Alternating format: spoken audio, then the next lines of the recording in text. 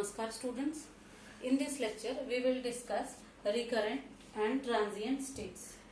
So let us understand what are these. So let us suppose that Fi be the probability that starting in state I the process will ever re-enter in state I. That is, this is equal to probability that xn is equal to I for some n greater than equal to 1 given that x naught is equal to I. So this Fi is the probability, something like this. Starting in state I, the process will. So if this Fi is equal to 1, we say that the state I is recurrent. What is this Fi? Try to understand again.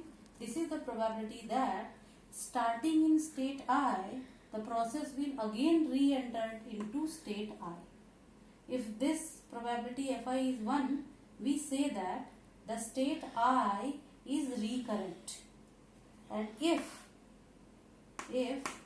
this Fi is less than 1, then we say that the state I is transient. This is for is transient. This is recurrent. So this is the basic definition of recurrent and transient states. Now the state I, another school of thought may be something like this. If the state I is recurrent, if and only if starting in state I, the expected number of time period that the process is in state I is infinite. What is the meaning of this? Try to understand. The state I is said to be recurrent if and only if starting in state I, the expected number of time periods that the process is in state I is infinite. Let us understand it something like this.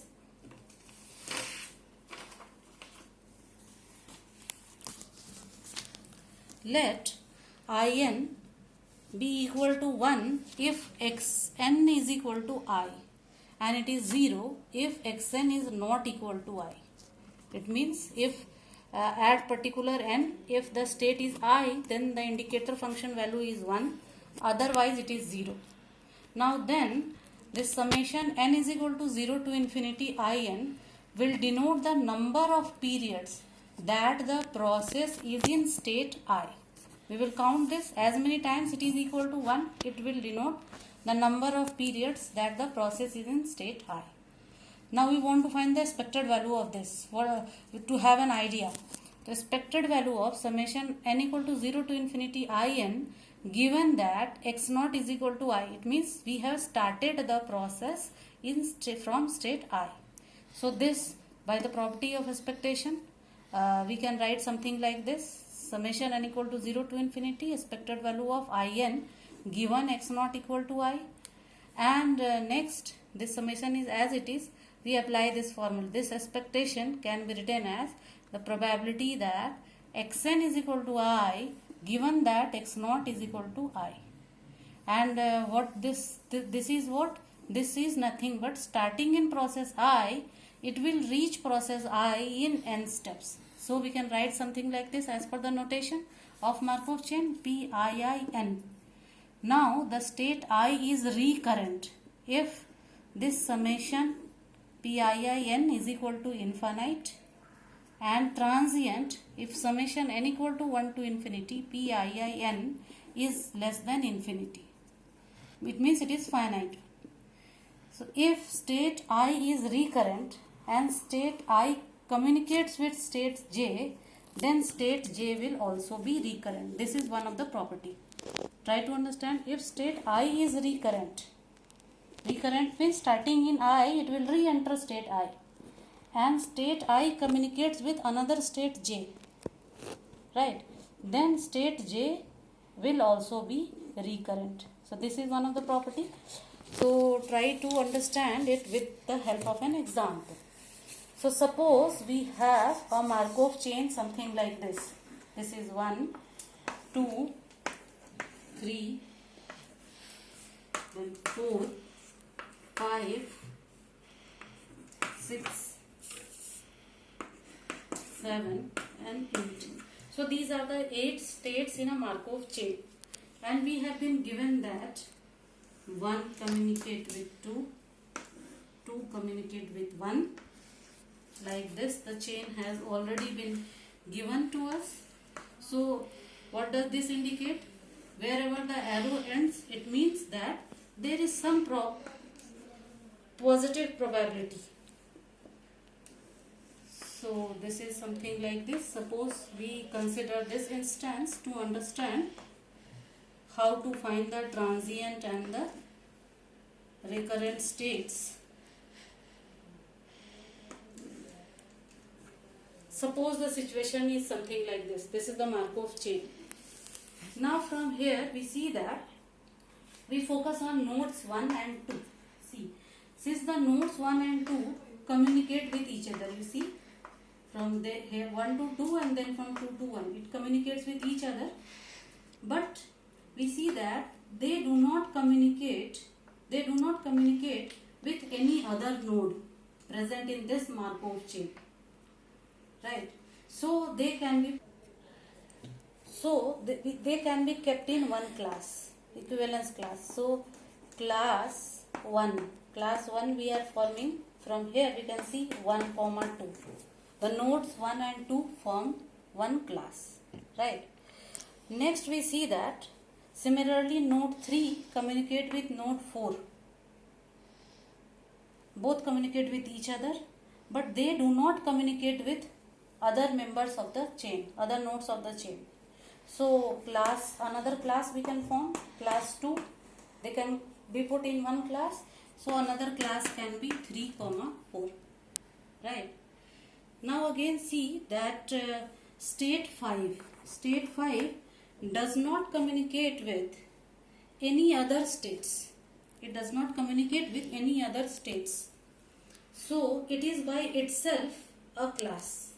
So it can be kept in class 3 as state 5.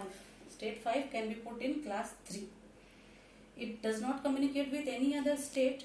So by itself it is a class.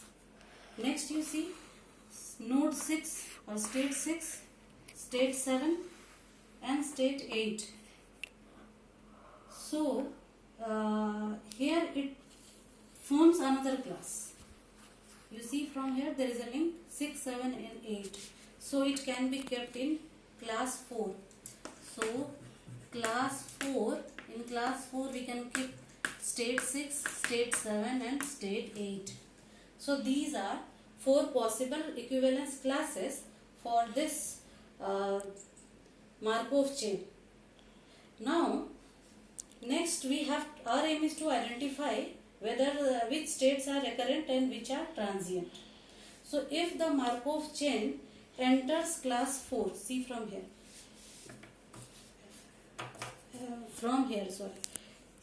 if the Markov chain enters into class 4 comprises of 6, 7 and 8. You see 6, 7 and 8. If it enters to class 4, means node 6, 7 and 8 which is comprising of class 4, but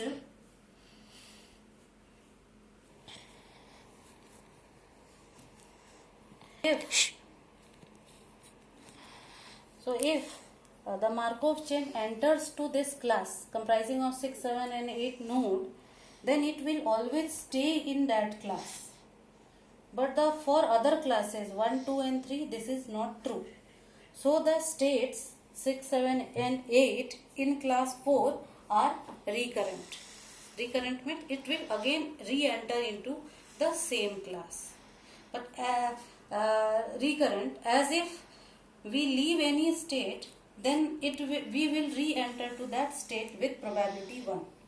However, this situation is not true for other classes because there is a scope to move. We can transient. If we are in class 1, then there is a scope to, after some time, it can take a transition to node 3, state 3. So for class 1, 2 and 3, this kind of possibility is not true. So this is true only in class 4, that if once the Markov chain enters into this class, with probability 1, it will again re-enter into the same class. So these classes 6, 7 and 8, these states 6, 7 and 8 are called recurrent, and the states remaining 1, 2, 3, 4 and 5 are transient. So next we will see another question. Suppose the Markov chain consists of the states 0, 1, 2 and 3, having the transition probability matrix P is equal to, suppose it is something like this, 1 by 4, 0, 0, 3 by 4, this is 1, 0, 0, 0, then 0, 1, 0, 0, then 0, 0, 1, 0. Suppose this is the transition probability matrix for a given Markov chain. Now here our aim is to identify which states are recurrent and which are transient. So let us name the states first. 0, 1, 2, 3. Here states also 0, 1, 2, 3. Now we have to see. So from state 0, we can move on to state 3,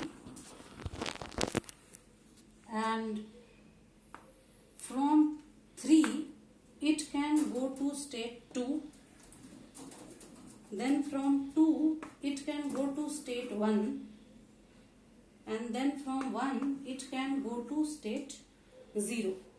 So there can be a cycle. So we see that all the states are involved from 0 to 3, from 3 to 2, and 2 to 1, and then 1 to 0. So all states communicates with each other. So in this case we see that all the states are recurrent. No state is transient over here. Starting in 1, if we enter in 1, we can continue re-entering into the same. So all the states 0, 1, 2 and 3 in this case are recurrent. So in this way, given a transition probability matrix for a particular Markov chain, we may be asked to find out the states which are transient and which are recurrent. So this way many problems can be solved. Thank you.